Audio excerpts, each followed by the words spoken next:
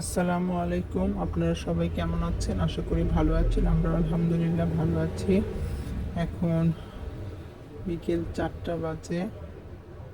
বাহিরের অবস্থা খুব সুন্দর, আবহাওয়াটা খুব সুন্দর। চলুন দেখি আজকে আম্মু ইফতারিতে কী রান্না করে। এই যে আম্মু পনিরগুলো ভাজছে।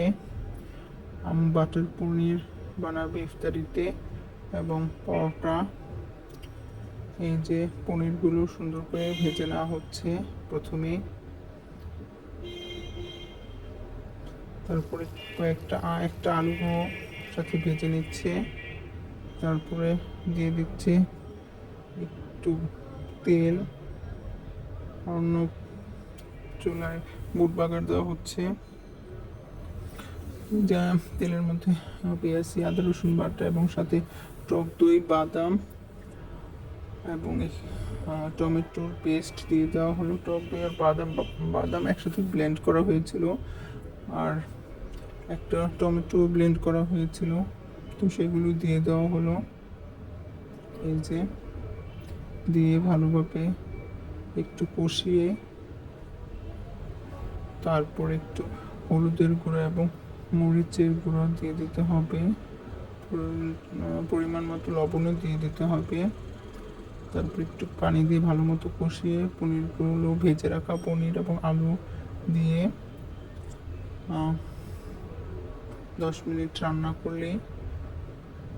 করলেই হয়ে যাবে। তখন তেলটা উপরে চলে আসবে, তখন একটু ঘি দিয়ে নামিয়ে নেব আর ধনেপাতা দিয়ে।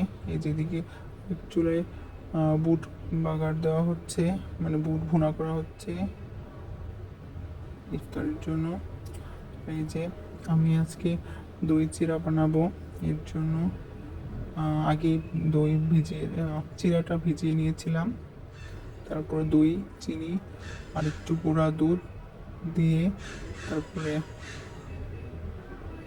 ভেজানো চিড়াটাও দিয়ে দিব। সম্পূর্ণ ভিডিওটা করতে পারিনি দই চিড়া বানানোর।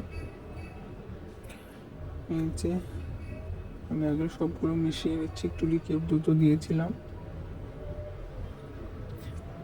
এই যে আমাদের ইফতার রেডি হয়ে গেছে। এই যে বাটার পনির, এখানে বুট বাগার দেওয়া হয়েছে, এখানে পরোটা বানানো হয়েছে, তরমুজ, এখানে দই চিড়া আছে, উপরে চকলেট সিরাপ দেওয়া হয়েছে, নারকেল দেওয়া হয়েছে। এই যে আজকের ভিডিওটা যদি ভালো লাগে অবশ্যই আমাদের কমেন্ট করে জানাবেন। এই যে এখানে রায়তাটা দিয়ে বাটার পনির আর পরোটা খেতে খুব মজা হয়েছিল। তো আজকে আলহামদুলিল্লাহ এইগুলোই ছিল আজকের ইফতার। তো একটু পরে আজান হয়ে যাবে। তো আজকের ভিডিওটা কেমন লাগলো অবশ্যই কমেন্ট করে জানাবেন, আর সবসময় আমাদের পাশে থাকবেন। সবাইকে আবারও অনেক এতক্ষণ আমাদের সঙ্গে থাকার জন্য সবাইকে অনেক ধন্যবাদ। আল্লাহ হাফেজ।